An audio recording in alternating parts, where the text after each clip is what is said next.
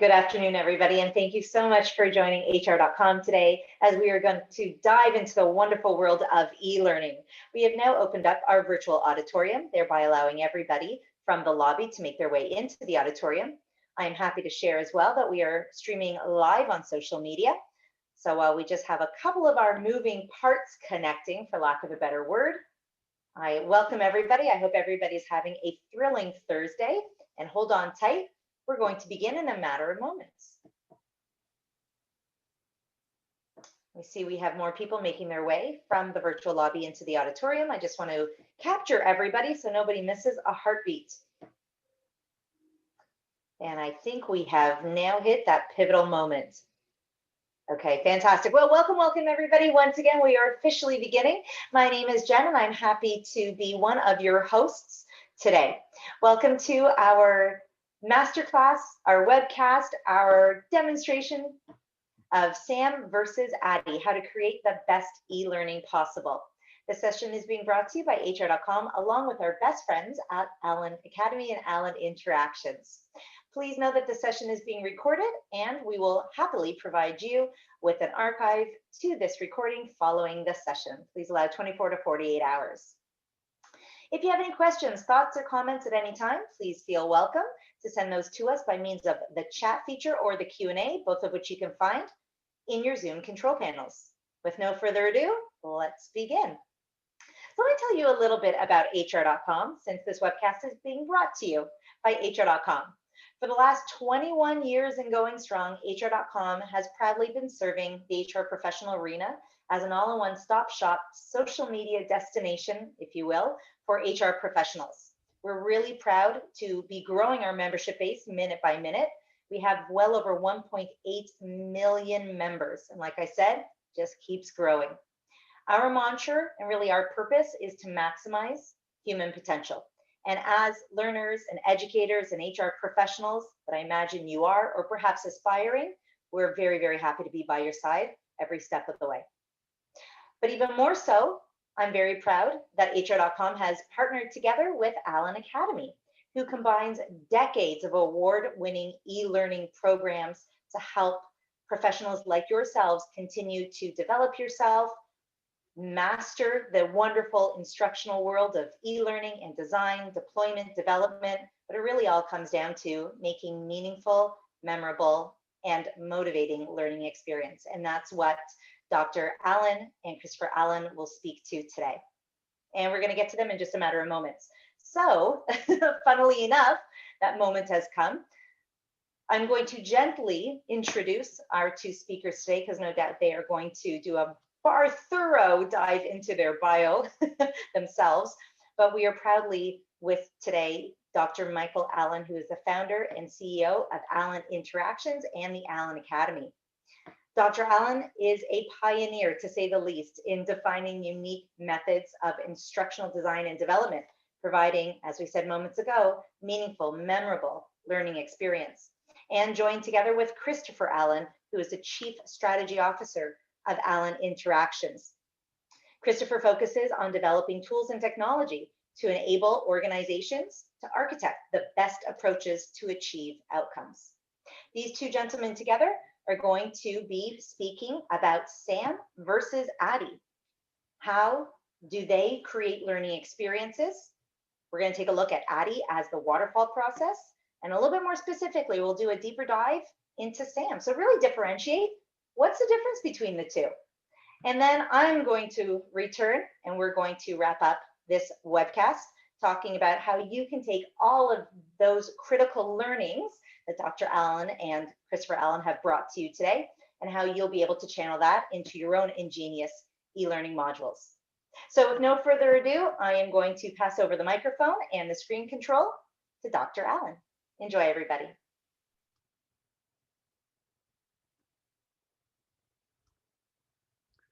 Well, welcome, everyone.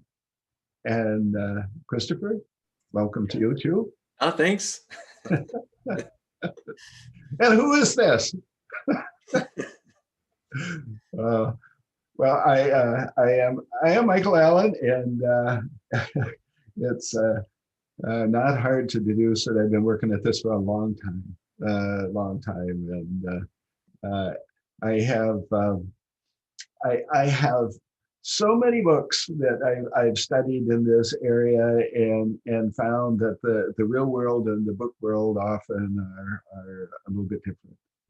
And when I came to Minnesota, as I did in 1974, which I should announce that it is a happy 1 degree over freezing right now. So, you know, no jackets needed, blue sky, beautiful, beautiful day here.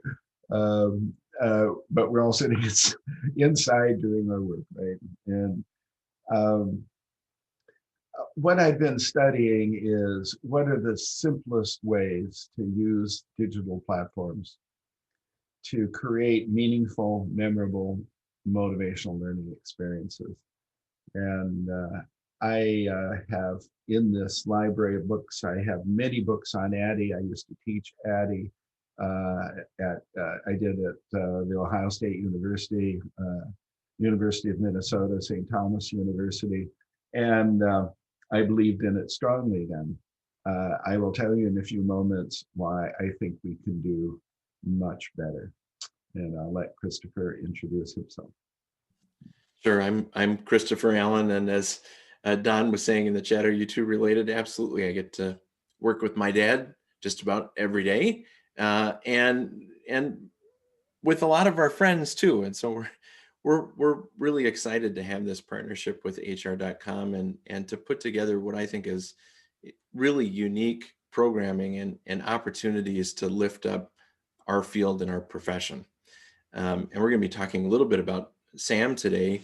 And we've got a course that we're producing together, which is a 5-week course that gives students a real hands-on experience with the tips and tricks and techniques that are required to make Successive Approximations Model work, or SAM, work for you and your organization.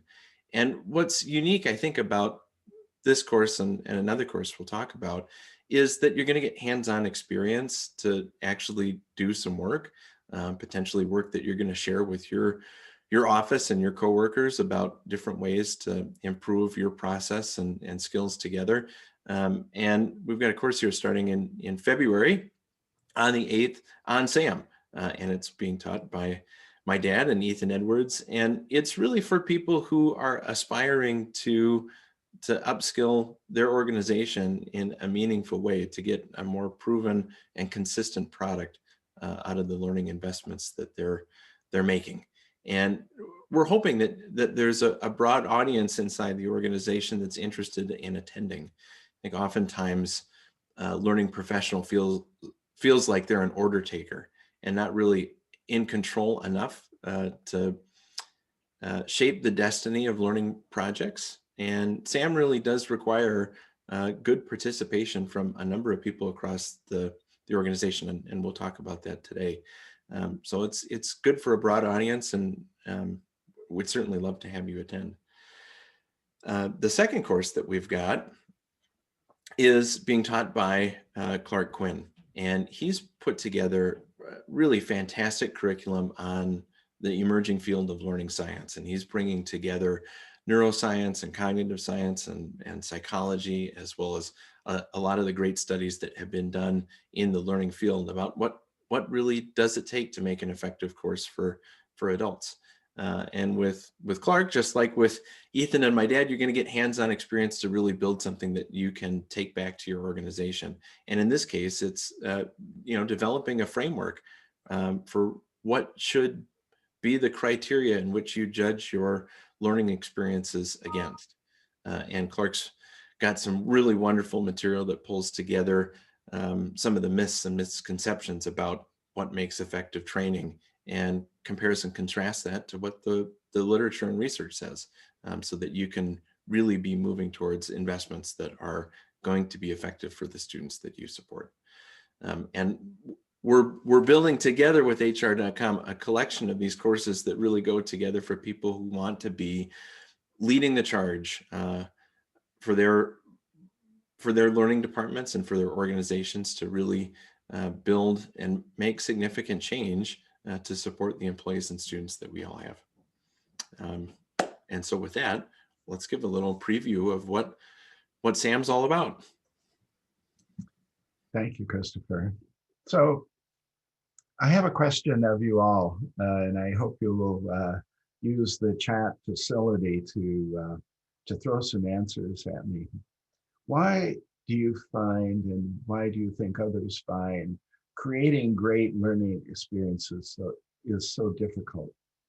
What are the challenges? There are many challenges, but what are the ones that just are the most perplexing and most difficult that you encounter? And Christopher, maybe you can. Yeah, I'll read them as we go. Time and money, design time, holding one's attention throughout, being able to keep people's attention, motivation, subject matter expert involvement, lack of consensus, too much information, buy into the program, lack of meaningful input from subject matter experts, lack of resources,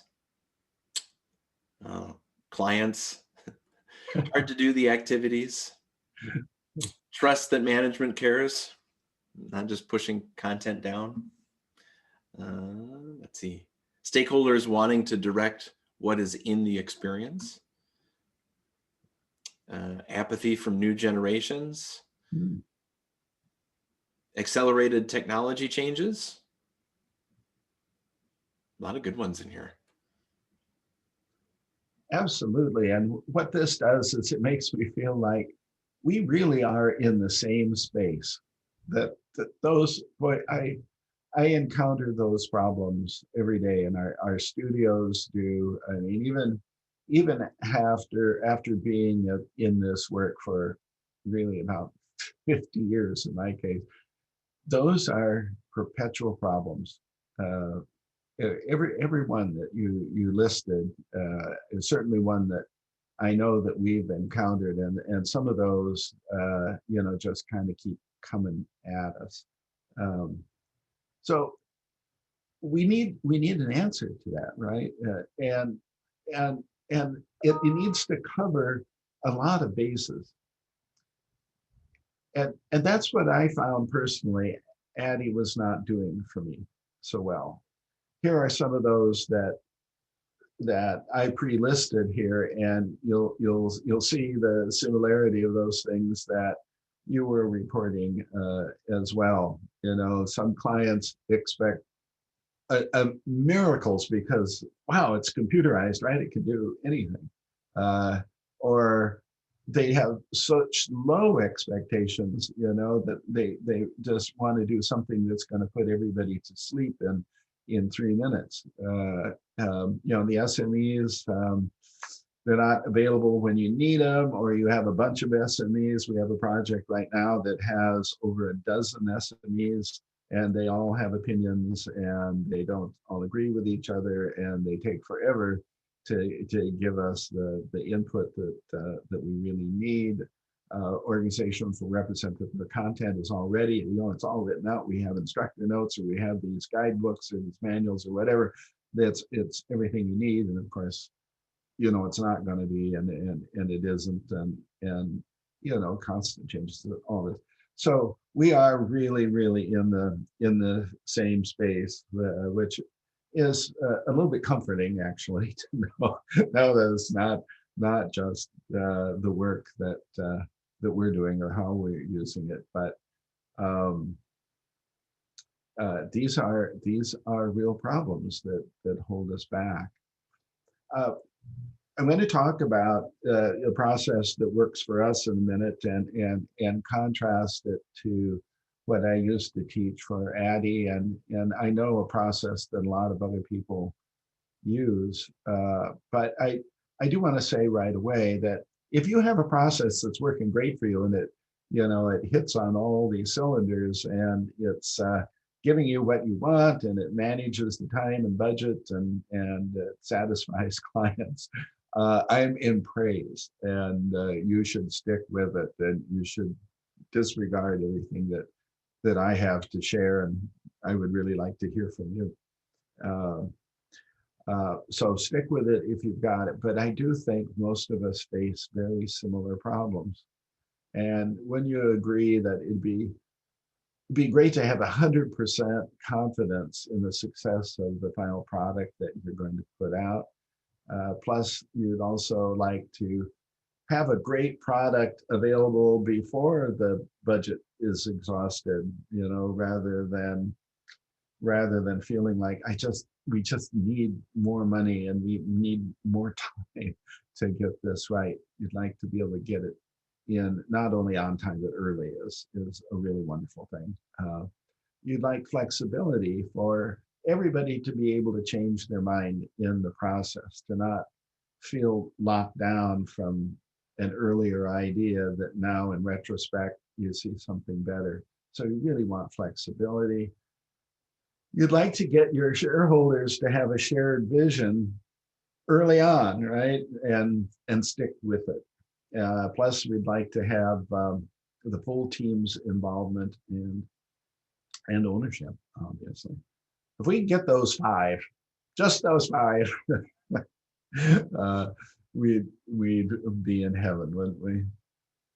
So starting from ADDIE, where I started, and I don't know how many of you have as well, but it's probably the most widely known process, which was, of course, developed in wartime when a lot of content needed to be developed very fast by people who had little, if any, background in human learning, instructional science, in instructional design, and so forth. Mostly, they were subject matter experts, and that was it. And they needed to develop training. And everything that's covered in an ADDIE model is important. You can't argue with the value of each one of these things. And when I came up here to Control Data Corporation as a director of R&D for the Plato system, which was certainly an honor to have that position, this is what we were doing. And we had around 250 people developing courseware for delivery on the system. And this was our basic framework that we worked with, and we used it as a phase model. Now, I know lots of people have smartly modified it so it's more iterative and less phase-based. But what happened to us is that while we were producing a heck of a lot of courseware, a lot of material, a lot of people working. And I should say those 250 people that were working were not the subject matter experts, the subject matter expert up on top of that. So it was a sizable operation that was going on. What I was discovering is that nobody was happy with the final product. Almost nobody. A few projects, fared much better than others. But when I'd ask the team, and then my casual questioning actually morphed into doing some pretty serious studies. When I asked the team how happy were they with the final product, they'd say, it wasn't what I thought we were going to do. It didn't meet my expectations. There are so many things wrong with it. And I try to ask them, well, how was it that you couldn't make it what you wanted it to be? And I'd hear such things as the instructional designer saying, well, the subject matter experts didn't tell them everything that they needed to know when they were designing. And so I go to subject matter experts and ask them, why didn't you tell them everything? And they'd say, because the designers didn't ask me. And I said, well, how can the designers ask you? Because they don't know the subject matter that you know. Well, I didn't know what they were going to do with what I was telling them, and I imagined they were going to do something different. And then when I saw what they were going to do, I realized, oh, we needed to get this stuff, to which the project manager told me, we don't have time for that now. We had a period where we had that flexibility. Now we spent like 70% of our budget or wherever the process was at that point.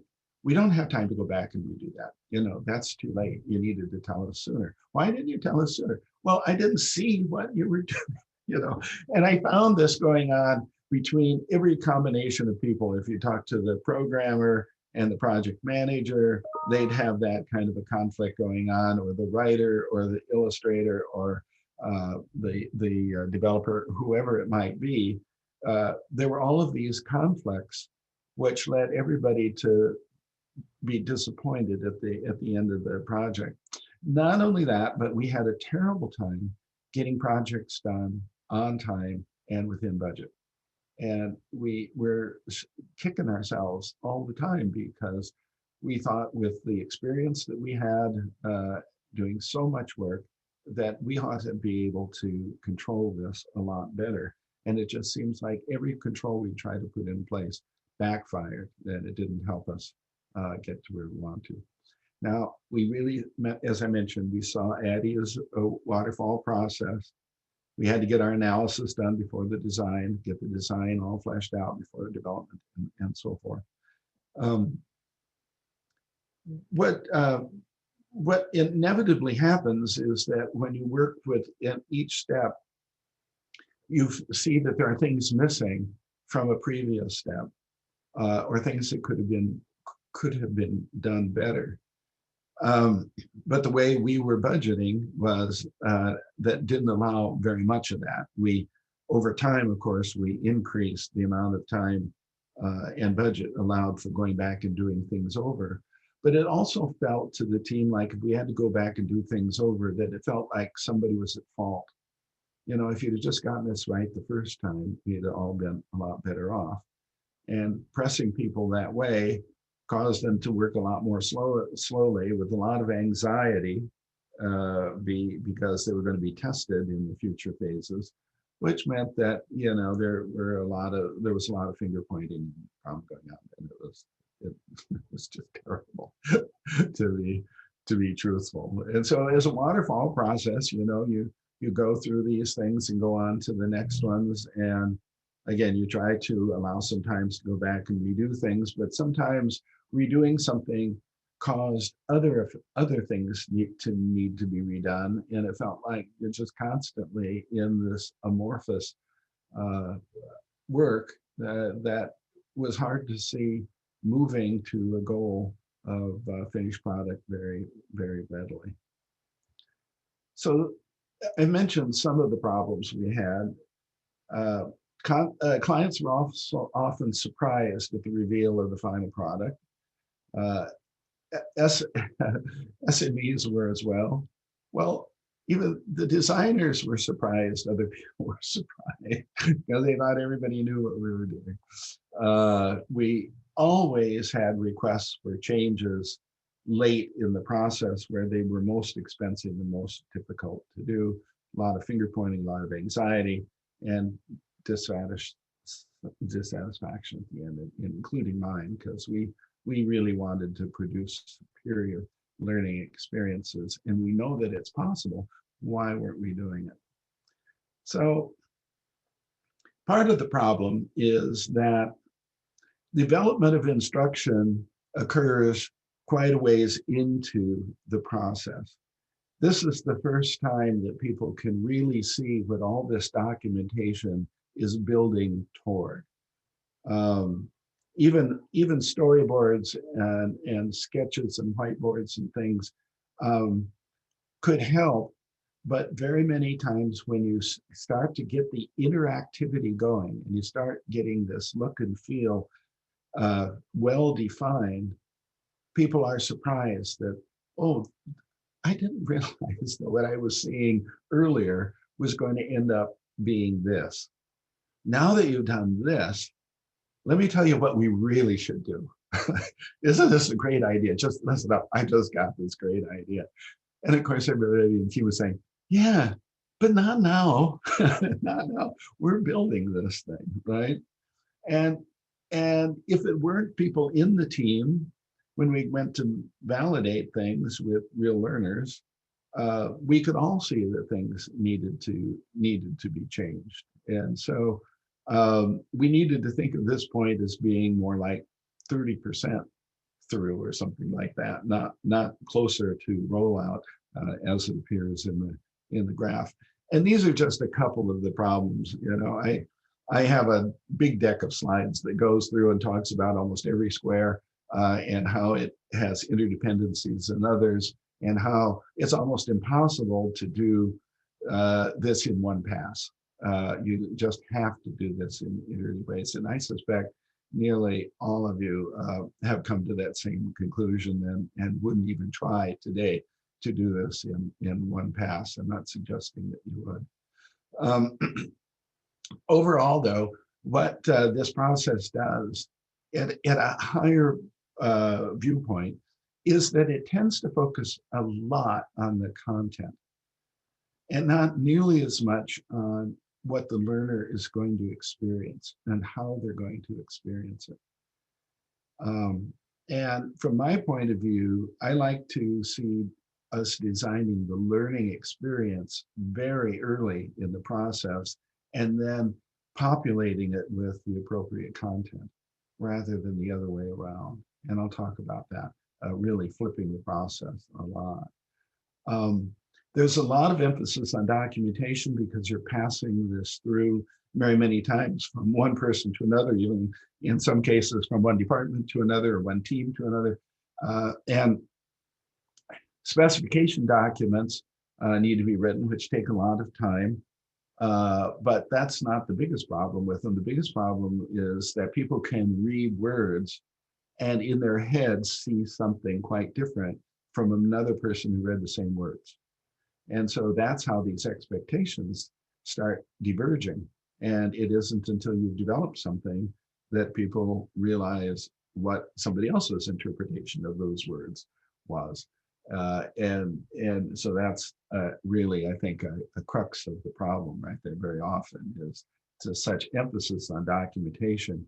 In the agile world, especially in software development, there is almost an aversion to documentation. We want to minimize, some documentation is necessary, but we want to minimize all documentation that we can get by without and put our time and effort into actually building things that can be evaluated rather than a document that's evaluated and then you build something that's evaluated again, right? So we try to get to a product as fast as possible so we have lots of time to change it.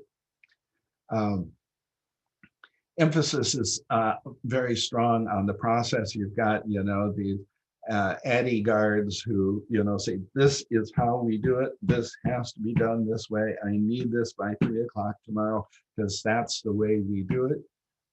And, you know, just complying with the process doesn't mean you're building something great. You know, it's nice for management, for sure. And being a manager, I appreciate that. But I don't want to do a great job of following the process and producing a crummy product, right? And I don't think anybody really does, right? So, and then it's just tedious. It's just nerve-wracking in so many ways. So, if any of you out there are one of my graduate students to whom I taught ADDIE, I do apologize sincerely because ADDIE was right, you know, and you can't argue for it. I would, you know, put on a debate team. I could put on a really good argument for ADDIE, I think. But if you ask me what I really thought, you know, I would say there's got to be a better way, and there is.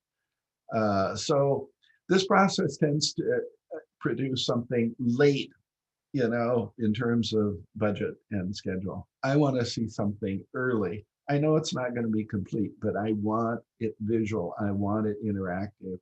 I want it usable. I want teacher notes so that I can get in front of run through a role-playing class so I can try to teach it. And I want to see what happens when I'm online teaching or whatever platform we're going to use.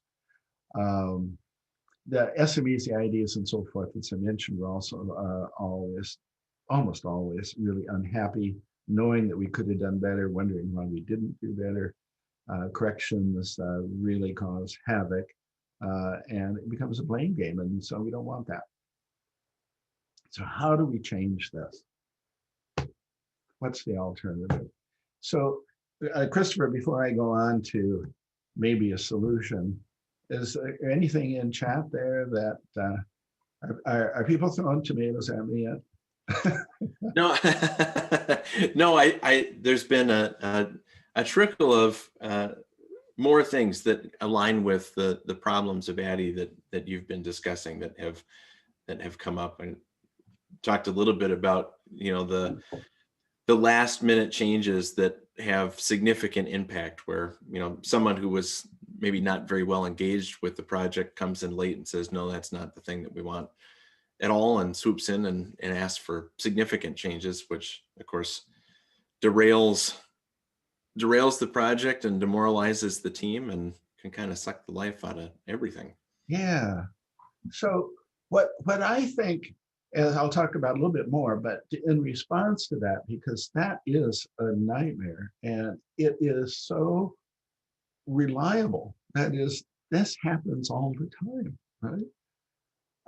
So we should expect it to happen, actually. Hoping that it won't is kind of delusion. It's just going to happen. Why does it happen? It happens because we're always going to have a better idea. Always going to have a better. My very good friend Joy Kopp, who's now retired from the field, had a adage that is as true as could be, which is, she says, no project is ever really finished. It's always abandoned. It's abandoned because you got to go do something else. You know, that you've run out of time, you've run out of budget. The training has to get rolled out. It's not rolled out because you don't have any good ideas left on how to make it better. She says you will always have an idea on how to make it better. Always, because you never can reach perfection, no matter what. That's unattainable. So it's just a hypothetical place, that perfection. So you know that this is going to happen, but why does it tend to happen so late? You know, why does the really best ideas that just got to have this thing pop up at the last minute? And it's because people are now responding to something that they feel like, this is it. This is going to be it. It's going to roll out. Am I totally comfortable with it?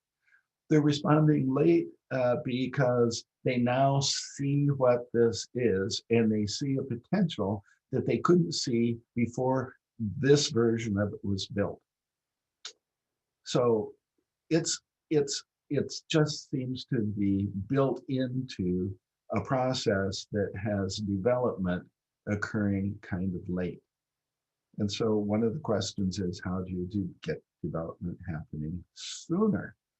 And that's one of the big reasons for looking at another process. Is there a way to really change the sequence and the interdependence of things in a way that allows you to ask people, got any ideas for change? Like, you really want those ideas. That'll be a different scenario, won't it? And that's what we're all after here. If you get a bunch of people together and say, we need to do training on, you know, the customer service desk, or, you know, we need to do training on, we need to train our mechanics, or we need to train people to use our new software system or our new process, or whatever it is. If you get a bunch of people together and say, what should we do? How should we do this? You will get flooded with so many ideas that you really don't know what to do, and it's going to be eating up a lot of your time, right? It's a tough question. It's the typical question of what should we do, right? I like a different question, and this will show you how this relates to the theme of ideas popping up late that I was talking about. A much easier question is for somebody to step forward and put on the table an idea saying, here's how I think we should do this training. Why shouldn't we? Now, why is that such a different question? It's a different question because people are going to be focused on something put in front of them, something specific. It's almost like a little piece of development is already happening. So if you can put it in front of people in a visual form, that's better. Yeah, if you just sketch it, that works really well. And in our course, we talk about the supernatural power that sketches have. Um, Today, of course, I'm just giving you a high-level overview of what SAM is like and how it contrasts in our courses. You get to actually apply it in projects with mentorship, and you'll see how it works. And that's really important to have that mentorship with, because it's radically different. Even though all the things in ADDIE come to play, they come to play in such a different way here. So we'll put something in front of people and ask, why should we do this? The result of that is you get very specific information rather than general information about, this is a keeper. I like this thing. I don't like this. I don't like that. This would never work with our people. Doesn't work with our content, whatever. Oh, I'm really glad to know that. Now we're going to come back with another version of it and ask, why shouldn't we do that? The big question is, where do you get started with this first thing? Well, got an answer to that too. Where do we get that? Excuse me, no problem. Where do we get that first idea? Well, if you haven't come across it yet, I would like to introduce you to what we call CCAF. It is, I think, the most powerful framework that I've ever been able to use to create really great learning experiences. And we've built, I don't know, thousands probably of courses built on this concept now. It leads to things that are more interactive, more game-like, more fun. It's easier to build, people like it better, and so forth. So I hope I won't be apologizing for this like I do for ADDIE in a few years. But right now, I tell you, I am such confidence in this being a superior way of designing and building learning experiences that I just totally endorse it. So what do we mean by context, challenge, activity, feedback to create the big I, the interactive learning experiences? Well, first, the context. Lots of courses begin by saying, here's why you should take this course, and here are all the wonderful things you're going to learn from it, and here are the learning objectives, and so on. And you know, most students are starting to fall asleep already.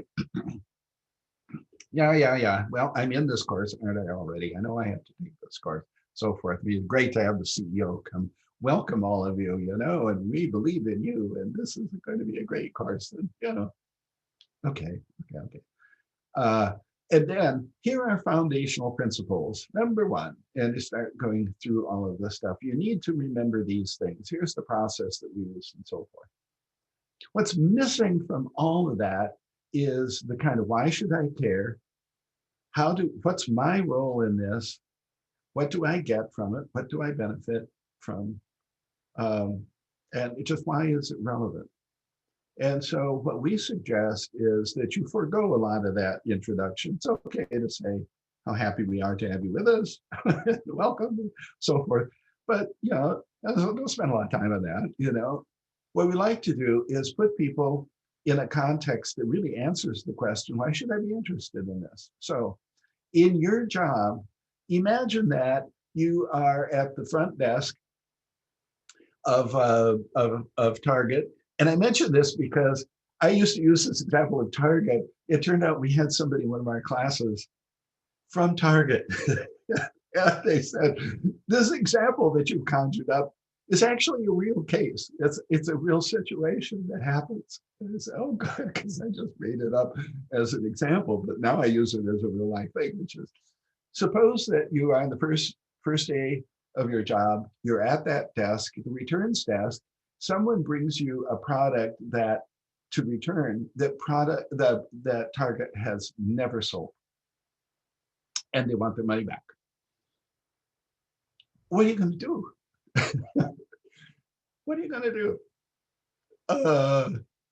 Ask somebody, you know, what am I going to, wow, I might have to do that, right? Yes, you might have to do that. And so we put you in the context of being at that desk, needing to handle a client or a customer who wants to return something that you've never sold.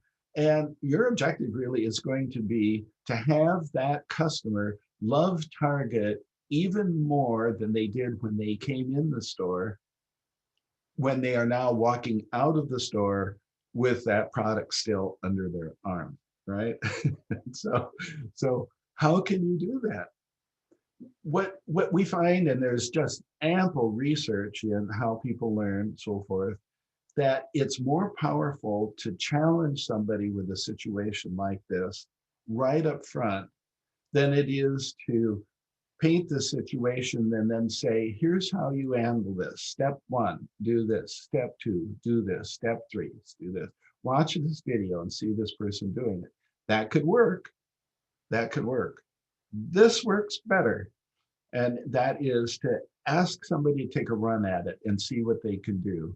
And be ready with hints and helps if they're just blank, or if they start to do something wrong, which is really great, a learning experience, you can let them see the consequences of it, and so you might have this person asking for your manager right away and saying how upset they are with you.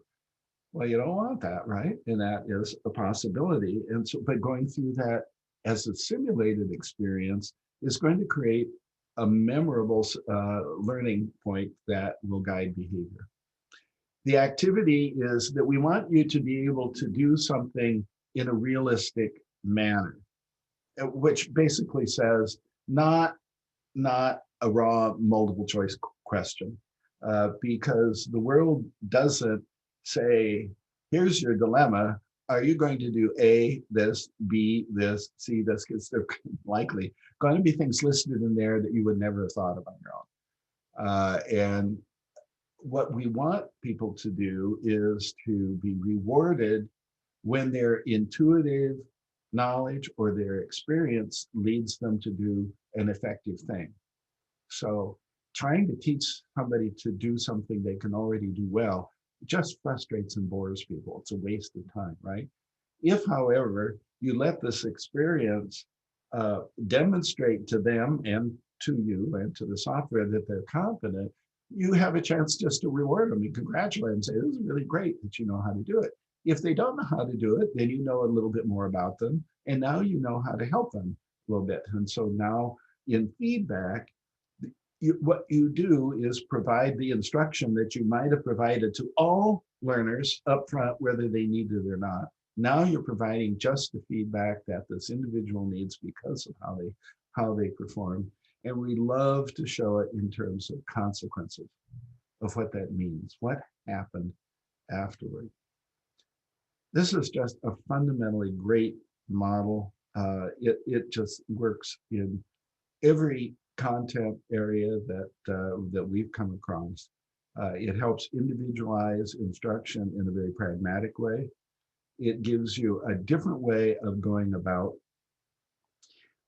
development from what ADDIE does, because it starts with the learner experience. And as you see, now we go out and we look for the content. What are the challenges that people are going to face? Well, we'd start with what are the contexts that people are in? What tools will they have? Where will they stand? Where will they sit? What can they do? What can't they do? And then what challenges happen real life? We want especially challenges that are often failed by people. Where are the mistakes people most often make? We want challenges that are going to bring those up so that we can train in that and so forth.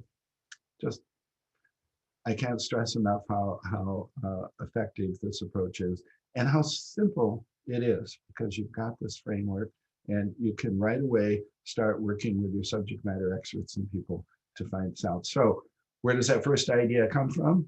You get information enough that allows you to find a context to challenge what the activity and what the feedback might be. And you ask everybody, why shouldn't we do this? And they'll have lots of reasons why. And they'll say the context isn't right. We almost never run into that one, but here's what happened. The challenge usually presents itself in a different way, or this challenge is an important one, and so forth. Great.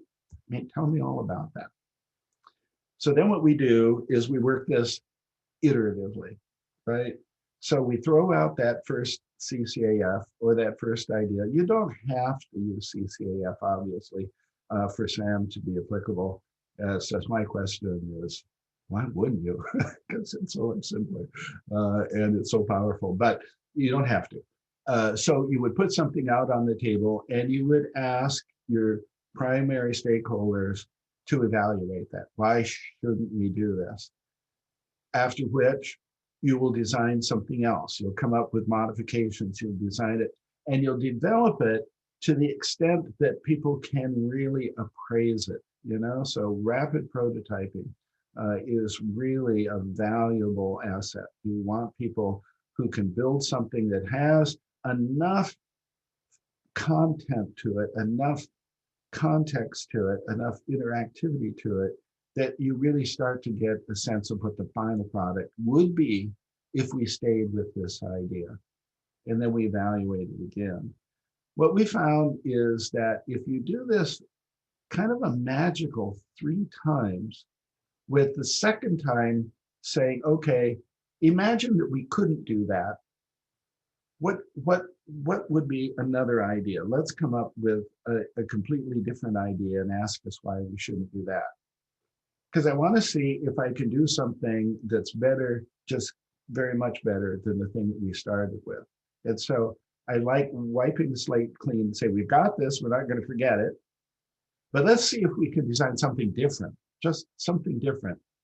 The whole purpose is to make it different at first, and then to see how it comes out. And very often people think, no, I really like that first idea, until they get their second one kind of designed and developed. And then they think, boy, I'm glad we did this a second time. This is really coming out better than the first one, isn't it? By the time you do this 3 times, you got something that everybody is going to think, wow, now this is good. This is opening up and almost begging for people to be generating those new great ideas based on something they're seeing that in other processes doesn't happen until we're getting to the end. We got to get this finished and rolled out, right? And so tensions are high there. Here we're in a creative zone where we really can get a lot of input from people. And we're just finding this is so very effective. So again, the focus is on the learner experience. It's a creative process. You'll see there's very little documentation because we're building things. We're not describing them. We're actually building them so that we can actually look at it. And the client is involved in this case. It's not, they give us their input and then go away. We're doing this together. We're working with them. So they've kind of got a stake in it. Ask, why shouldn't we do this? And it creates functional applications or course plans or whatever, again, platform you're using. Most of our work involves at least a large portion of e-learning, but it works well for ILT and other forms as well too. So the overall process of SAM is more than this, of course, but this is the fundamental concept that we do this iteration. We do backgrounding as a first phase to try to get whatever information we can. So when we throw out that very first idea, it isn't just a completely random, stupid idea when we're asking why shouldn't we do it. It's based on whatever knowledge is handy and easy, but we don't go into a big analysis phase because Alison Rossett wrote in her famous book about First Things Fast, analysis paralysis doesn't pay off, and yet you can spend as much time and effort on analysis as you'd ever want to, because there are always more questions to explore. They say just find out, what's general knowledge, what information is generally available, and get into iterative design. You'll notice down at the bottom there in the preparation phase a thing called the savvy start. And that's a very important process where we do just what I was describing, of in a matter of usually 2 days, 2 full days, getting a team together, including the stakeholders. It's very important that you get the stakeholders, including the people who supervise the trainers, the people who are trained, the training people, but whoever this means the most to in terms of success needs to be there for this early thing. They don't have to be there all the way through the process, but it's really important. We've documented all of this in 2 books. One of them is Leaving ADDIE for Sam, and another one is a field guide that also has agendas for meetings, checklists, and so forth to make it really practical. You'll notice that there's deliverables across the bottom. So project planning comes after the Savvy Start, because we don't know what's going to come out of that. When we say, why shouldn't we do this? We're going to start to develop what we should do. And that's when we can start to figure out what the budget's going to need to be. Is it going to need to be 3D simulations at a very high level of fidelity, or is it going to be something simpler than that? We're going to have a lot of video, minimum video, and so forth. All of that's going to get figured out, and we can produce a product then. Okay, so in getting started, that first thing, you have to find out who has budget authority. You really want to know this, because sometimes the budget needs to be quite different than was originally expected, at least to realize what the team is now thinking is going to be important. Who cares most about this? Why is the learning program being developed? What behaviors need to be changed? Who's going to supervise what's been tried in the past, and so forth. Again, we detail all of this in the classes, in the books. It's important to get the right people there at the start. It's not always easy, and yet it's worth pushing as hard as you can. You won't get everybody you want, but you want to make sure that you've got everybody you could have gotten. So we try to get all of those people there. Then we sketch, and we really believe strongly in rough drawings of things, not verbal descriptions, not lists of things, but actually sketching out what might be, again, if it's e-learning, on the screen, or what visuals might an instructor have, so forth. And they can be very rough. In fact, it's good that they're rough, because we don't want anybody thinking that because I work so hard making this pretty picture and drawing this, that we're going to have to use it. We want them really rough so that we're really happy wadding it up and throwing it away right away. In the iterative phase, we're doing very much what I've mentioned about going through and revising, doing it again, revising, expecting to do this. Making changes is not a fault in this system. Making changes is progress.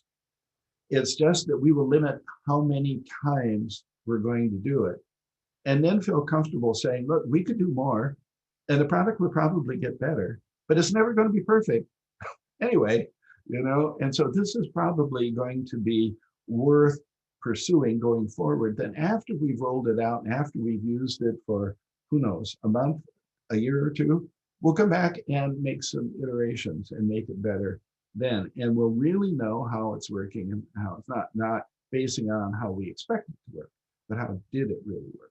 So containing the number of iterations really makes sense. We already talked about that, so I'll skip on. And then finally, in development, for large projects, you might have a separate development team from the design team. I like to have them all one team from beginning to end where I possibly can, everybody working on the project from day one. Sometimes, when we have multi-year projects with, that's, they're really, really big, then we have specialized teams that work on them. And in the courses, we go through in detail how to get development done. We're going to also see ideas occur in the development stage. Again, we're expecting some of that. And sometimes those ideas are going to be worth kicking back to iterative design so that we can take another look at it. Too much detail for today, I think. Yeah. and we've got great questions coming in through the chat that we should wrap up here with. All right. Should we jump to that? Yeah. Okay. Max is asking an interesting question about in the instructional design, providing demonstration or modeling of best practices. And I'm thinking, as you were talking about CCAF, the feedback can really provide a lot of that. Yes, and my good friend David Merrill, who many of you will know, and has a new book out, by the way, really feels strongly about demonstrating best practices early on before allowing students to explore what they think they would do on their own. So I'm happy to disagree with him, even having the notion that he might be right. But what I know happens is that if you let people dart out on their own first and come up with the best solutions they can, they're then very eager to compare what they've come up with to what the expert or the professional has done. And they absorb that information in a way, in very quickly, and feel good that they were smart enough to get some of the underpinnings and many things right, as they will in many cases.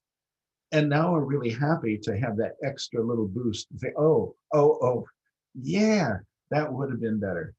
So it keeps people very much active and involved if they're always doing things.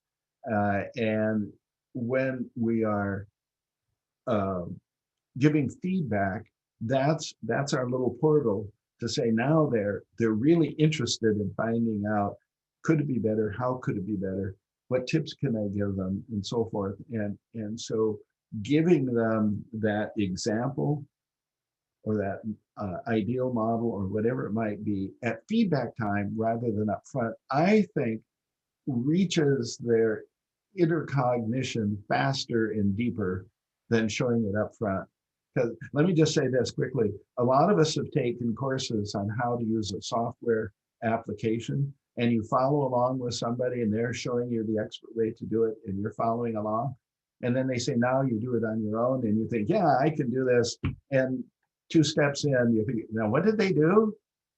What did they do? And that's because somebody else was doing the thinking of what is interdependent, what's the next best step, and so forth, and you were following along. When you have to figure that out on your own, you're getting a lot more out of the time and energy you're putting into the learning space.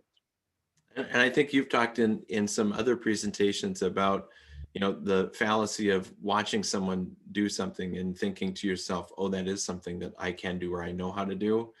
And then the moment that you go to perform, you realize it's much harder, or you don't know how to do it.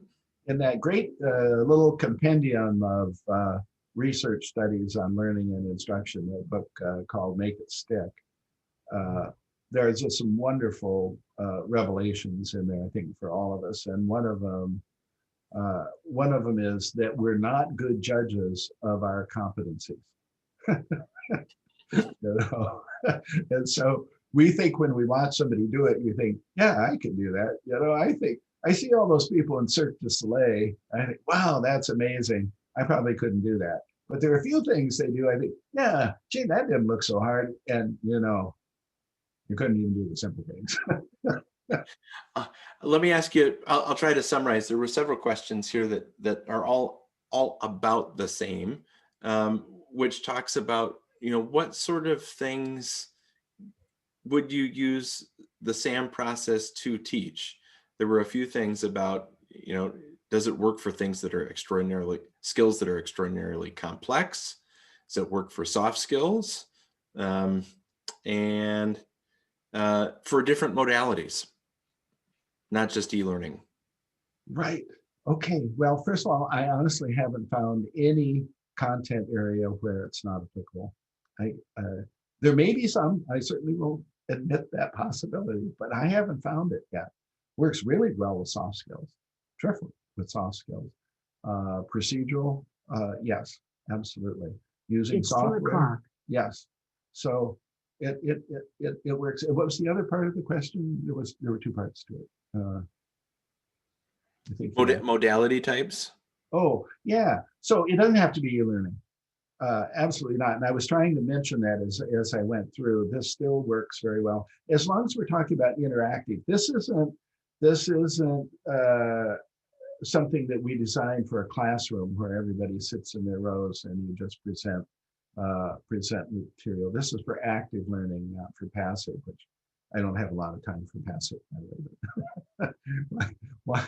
I guess sometimes you're so constrained that that's all you can do.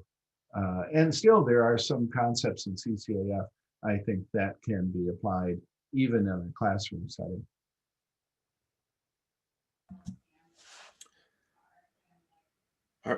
Maybe one more.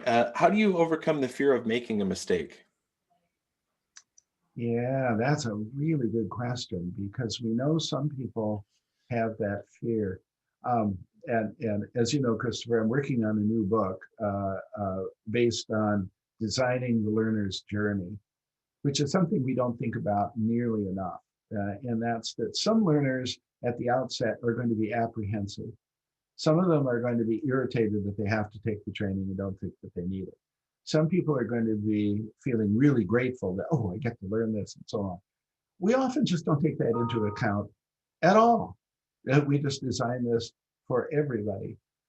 And yet meeting people where they are in the affective domain emotionally really makes a difference, because if we are fearful and apprehensive, at some point, the limbic system in the brain shuts down your ability to think clearly and to make good decisions. And if you're just ignoring the fact that you've got people that are really nervous and afraid and thinking they're going to make a mistake and be humiliated or whatever it might be, and you're just ignoring that, your training is not going to be any good at all. So it is important when we're using CCAF to make sure that people get an orientation that it's perfectly fine to make mistakes. In fact, we want you to make mistakes. So if you make a mistake, feel comfortable thinking that I did this on purpose just to see what would happen. And that's great, because we want you to see what happens when you make mistakes. And so it's fairly easy to put people at ease by giving them the proper orientation. Awesome. Thanks for that. I'm going to hand it back to Jennifer, who's going to talk a little bit about a giveaway, I think. Yeah. Wrap up our webinar, and I'll keep answering some questions in chat and in the Q&A panel while that happens. Okay, thank you. Excellent. And thanks everybody for letting me expound on something that I truly believe in and want to share with you in hopes that it will help you. Well, thank you very much for all of that insight. I personally found it a value add, and every time I have the pleasure of hearing all of your wisdom and insight and passion as a trainer, as a designer of programs, and just as a perpetual student, it's invaluable. And I think I speak volumes, no doubt, on behalf of everybody. Thank you, everybody, for joining today. We are thrilled to let you know that this is just the beginning. And so what is next, if you should wish? We are offering a course, as Christopher mentioned about an hour ago when we first started off. We have a class starting in February, in fact, February the 8th. And what this course about agile e-learning development will provide you is 5 weeks of Dr. Michael Allen's ingenious model of SAM, his approach. Like I said, today is just the beginning. So I think you guys got a really, really healthy taste. As well, included in your enrollment would be exclusive access to HR.com's learning environment, where we house all of your resources for your course and so much more. You will also be provided in part of your enrollment, and I have mine handy, are our books about SAM. And the reason why I have these in hand is because, and I recognized a couple of names in the session, I was a learner this past summer in this course, genuinely with the intention to learn how I can make my training programs more impactful and effective. And I just really genuinely had such a profound experience, and it has genuinely changed, I would say, the way in which I do my work. And I really don't mean to sound like an infomercial. I'm saying this incredibly authentically. I had the great privilege to, well, I guess, have the microphone today. So that being said as well, included too, upon completion of your course, you will earn Allen Academy credentials, which you can then boast all over your LinkedIn profile. And don't tell my employer, but before you know it, you're going to have people being attracted to your LinkedIn profile. So that being said, if you would like to join, please do so by visiting hr.com/LL1. And in fact, we would love to share with you a $50 savings. So the regular price of this course, which takes place weekly for 5 weeks, is $795, but we're going to drop it down by $50. So please feel welcome. Capture the promo code iHeartElearning and head on over to hr.com/LL1. Secure your seat. Let us, ship you out these books, and we'll get you ready for your February 8th, start date. We have done, I think, a lot of Q&A already, and in the interest of time, and we value your time, please feel welcome. Send us any questions that you may have by means of email to education@hr.com. And as was mentioned, my friend Chrissy and I, at a later date, because time I think has escaped us, we are going to be drawing 2 lucky names for a contest that you have entered into just by means of attending this session. And we're going to be having a contest to win a free copy of these materials, as well as a free seat, a free enrollment in our February 8th class. And something that is, like I said, absolutely invaluable. So that being said, please feel once again welcome. Contact us by email, contact us by phone. We also have a live chat feature over on the hr.com website. We're always here for you. And we thank you very much for your valuable time and attention today. We hope everybody has a fantastic rest of their day. We wish everybody continued health and safety. Once again, thanks for joining. Bye, everybody, and thank you to our speakers. Thank you, Dr. Allen and Christopher. Thank you. Thank you. Great day, everybody.